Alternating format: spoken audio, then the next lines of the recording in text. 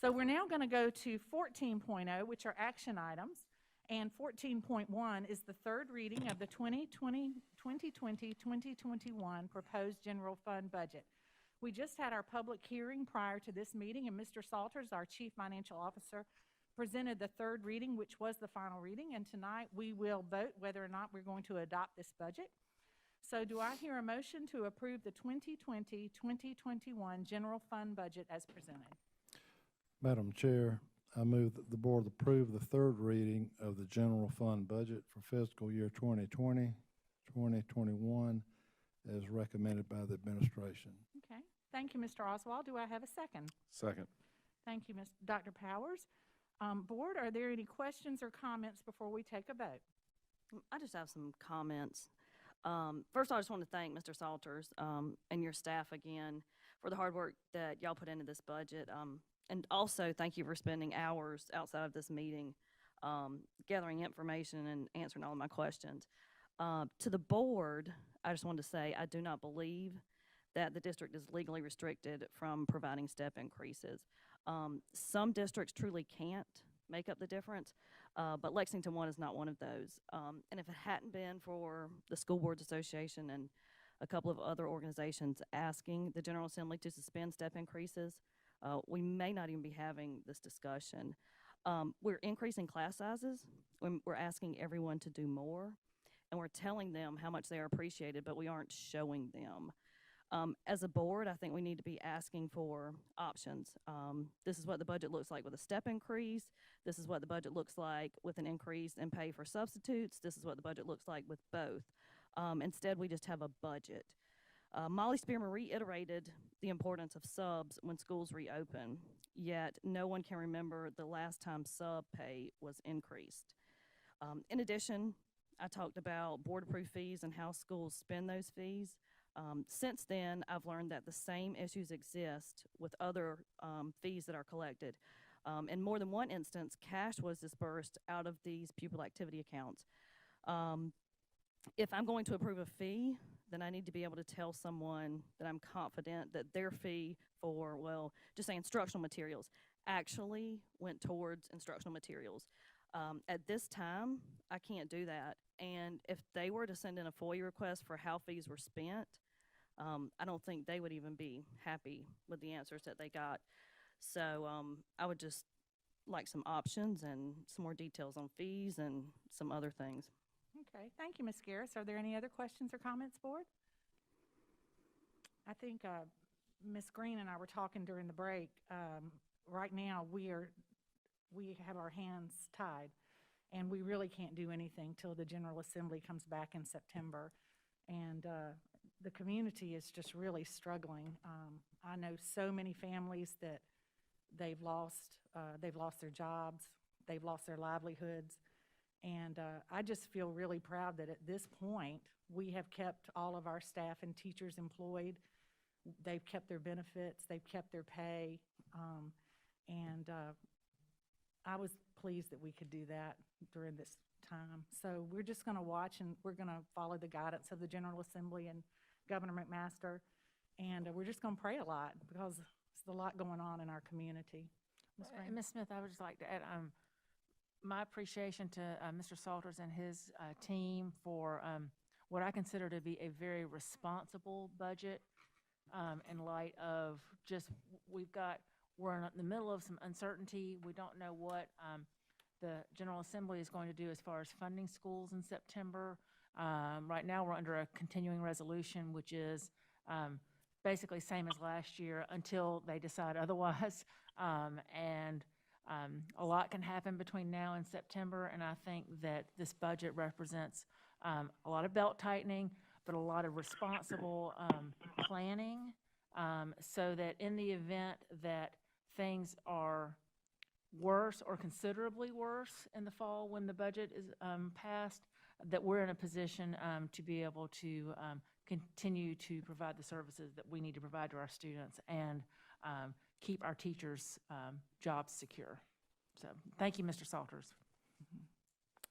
Okay, any other questions or comments, board? Hearing none, we'll take a vote. All in favor of the 2020-2021 general fund budget as presented by Mr. Salters and the finance team. Please say aye. Aye. Any opposed? Jade is opposed. Okay, so it's 6-1, and the motion carries, and we have a budget, and guess what? For all my school teacher friends, that means you get a paycheck. That's always a good thing. We have to keep that budget going.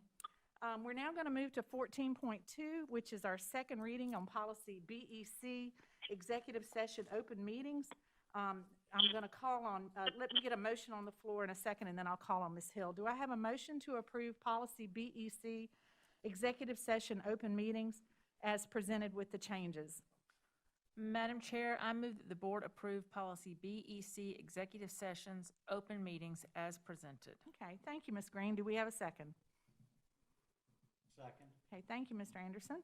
Are there any questions or comments regarding these changes to this policy? I have some questions. During first reading, there were 4 words that were changed and a sentence was added that allowed board members attending by Zoom to view the materials electronically. And there was no discussion from the board.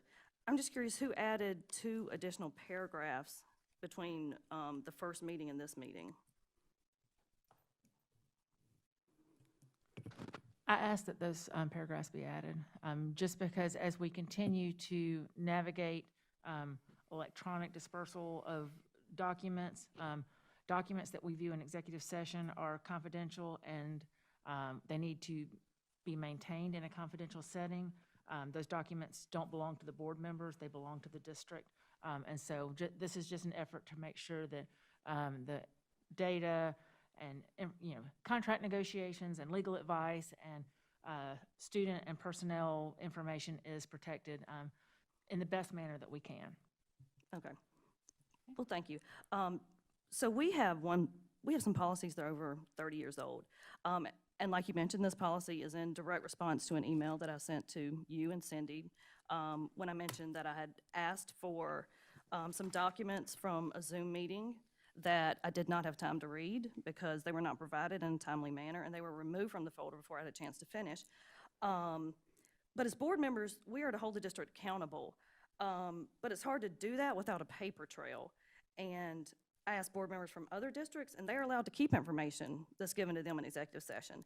I just believe this policy shows a lack of trust between board members. And it's no different than when parents had their information taken from them after the committee meeting that discussed reopening.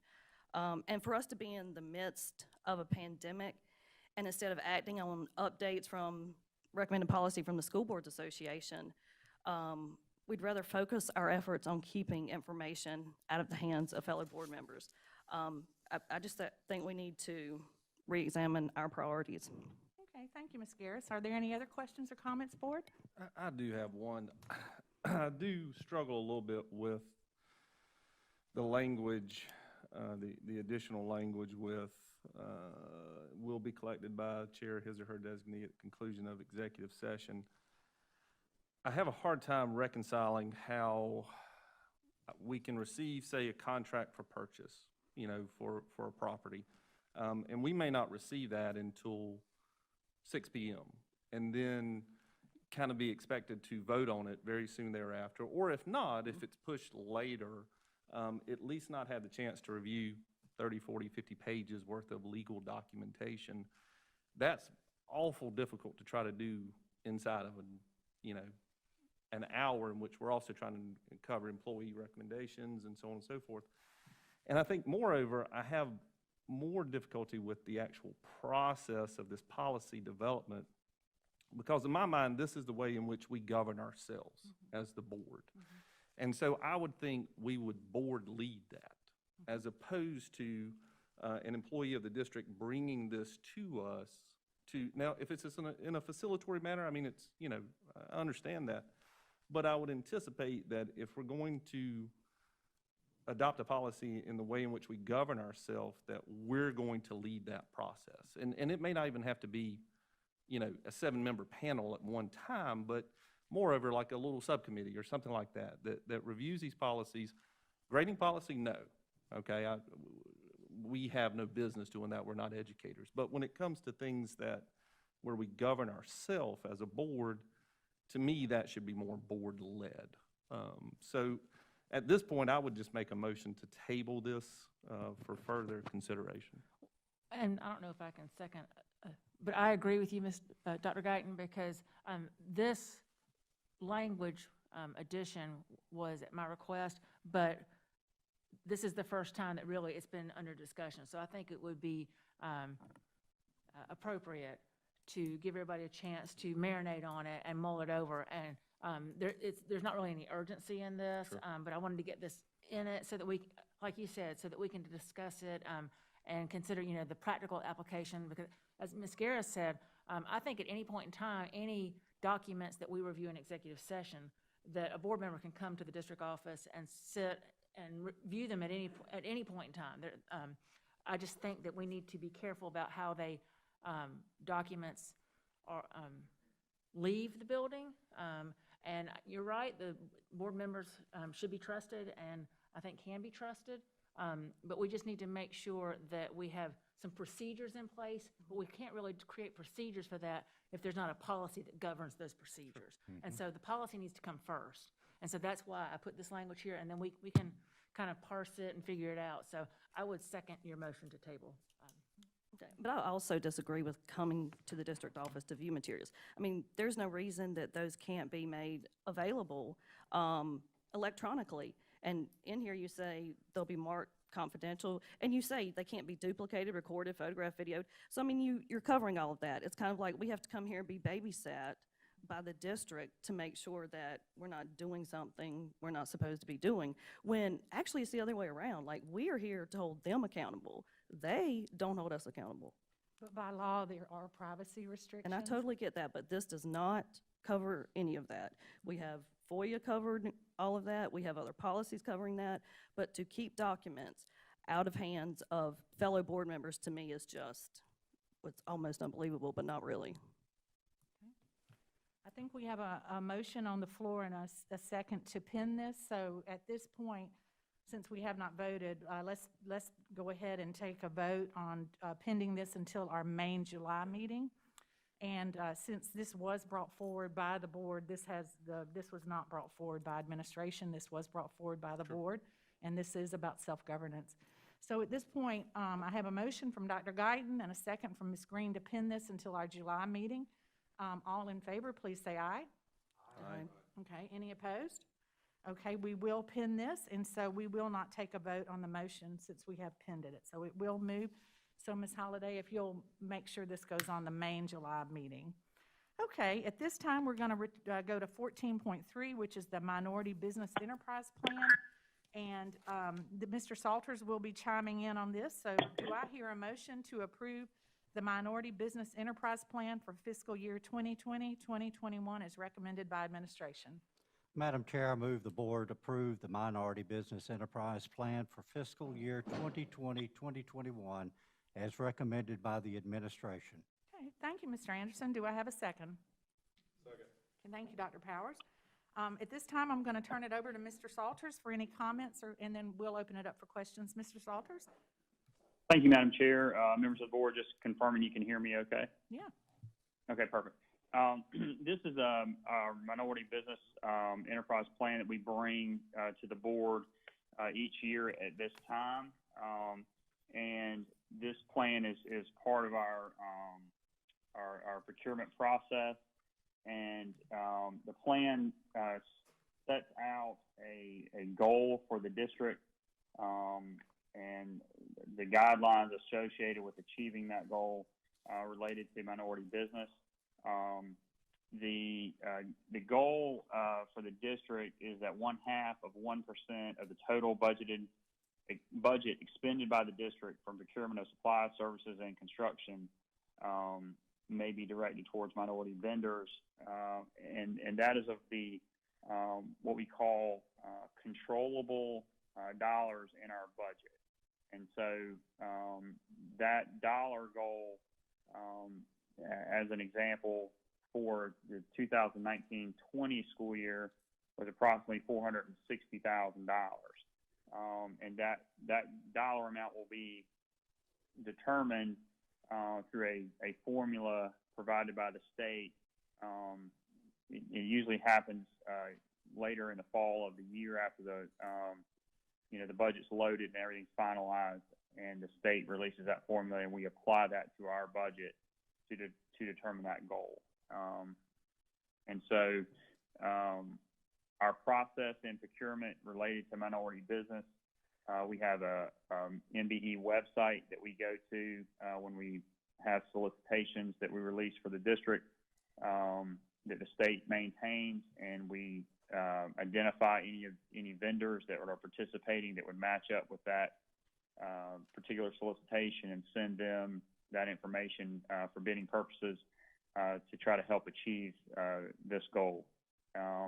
One thing that we have always done in the district is we have committed to the taxpayer that we're not going to pay more for goods and services just to meet a goal. We're always going to, in our bids, take the cheapest price available to save taxpayer dollars. And so that's why there are years, actually more years than not, where we haven't achieved this goal, because oftentimes the open market bears a better price. But we do set this every year, and this motion is that action. So I'll happy to answer any questions. Okay. Are there any questions or comments for Mr. Salters? Hearing none, we'll take a vote. All in favor of the Minority Business Enterprise Plan for fiscal year 2020-2021, please say aye. Aye. Any opposed?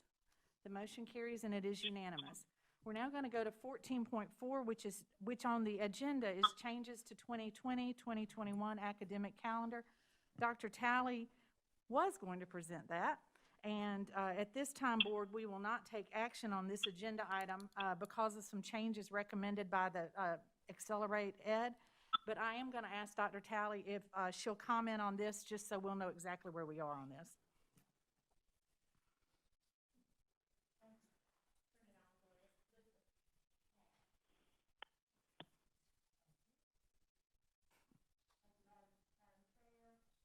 It's not on.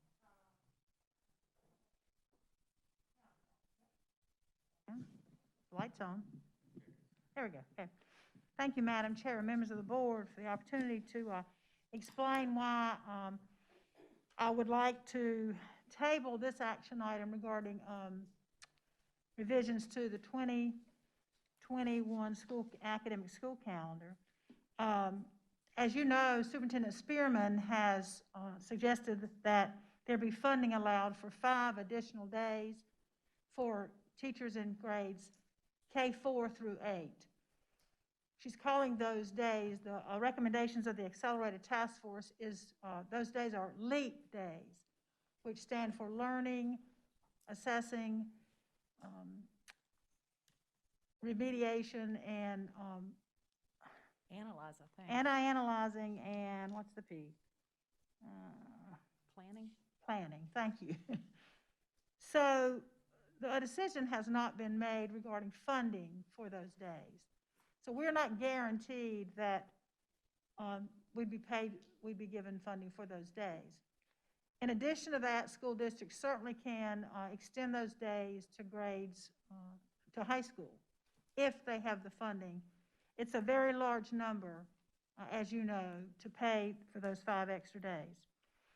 So we would like to wait until we have some more finality on the addition to the 5 days. We would like, though, to go ahead and post the calendar as it is written, so that our parents and our community know that right now our intention is to start school the first day for students on August the 18th. Families need to know that. They have travel plans made and other plans made. So that will be posted back on our website so that families can do that. And then we can, once we have more information, we can certainly make changes to the calendar. Be happy to answer any questions you may have. Well, I would like to remind everyone that just today, we have called a special call board meeting on July 2nd, because that will follow the recommendation from Superintendent Spearman. At 8 a.m., we will have a special call board meeting to finalize the calendar, hopefully. That's right. Things are changing so quickly, so there will be a quick meeting that morning to hopefully honor that. So thank you, Dr. Talley. Thank Any you. questions or comments for Dr. Talley? Is there any feedback on when the 5 days would be? Would they start the year earlier, or would Actually, they have, that's a great question. You have the flexibility, Dr. Powers, to use those days anytime in the first semester. They have to be used before December, the end of December. They encourage you to use them earlier than later, and they also ask you to consider the needs in your community. But and that, there's flexibility on the 5 days. and that requirement will be discordant from the legislature determining the funding for those days or not? Or it'll be coordinated, or yet to be determined? Yet to be determined, yes, sir. I will point out to you, though, we've worked really hard to, the changes that we will probably recommend if the funding does go through is not disruptive to this calendar. This is a very good calendar. We were asked last year to build a calendar that included lots of breaks at that time because we were talking about flu. And Nurse Amy told us that families need a long weekend to recover from that. So it's a good calendar. We have tried to space breaks in most every month. So it's also a national election year. So we'll have a break in November for that holiday. So again, we're trying to be nimble. As you know, things are changing every day. So, but we look forward to bringing changes to you soon. And Dr. Talley, kind of following up on Dr. Powers' question, I know in the, and you may not know this yet, but in the accelerated recommendations, they were not very certain in their recommendations. They kind of recommended a little bit of everything, Yes, ma'am. especially when it came to calendar. And there did seem to be a little bit of an emphasis on possibly delaying start until after Labor Day. That's correct. And my question is, I mean, I think y'all usually do, and this may come later in the reopening presentation, but are we working to coordinate our calendar? I know we're not in lockstep, but coordinate generally with our neighboring school districts, because we have teachers that have students that go in other districts, and there's just a lot of need for some consistency within Yes. the Midlands area. And I mean, are you sensing that the other districts in the Midlands are sticking to their generally published previous calendars like we Dr. are? Talley, if I could jump in on that question just a second, because there's some things that I know about this a little bit. Tomorrow, we'll be meeting with the Midland superintendents, and that's going to be on as part of one of our topics of discussion. So we're going to be talking about that tomorrow. We do try to do something along those lines because we have so many people that live here, work there, kids go to different districts, those kinds of things. But again, we're going to have to do what's best for our community. But if y'all don't mind, I'd really like to get to the next big thing, because that's going to be we're still kind of hypothetical on the calendar. But we've got some, with the plans next, we'll kind of start clarifying some of the needs of the calendar too, I think. But we are talking about that very thing tomorrow. Great. But I have one question. Are we going to put this calendar back on the website now? Yes. Current one. Okay, I just know a bunch of people have been going to the website saying they can't find it. Okay, thank y'all. Okay, thank you, Dr. Talley. Thank you. Do we need a motion to table this for later? No. Or no? We're not Okay. taking action on it.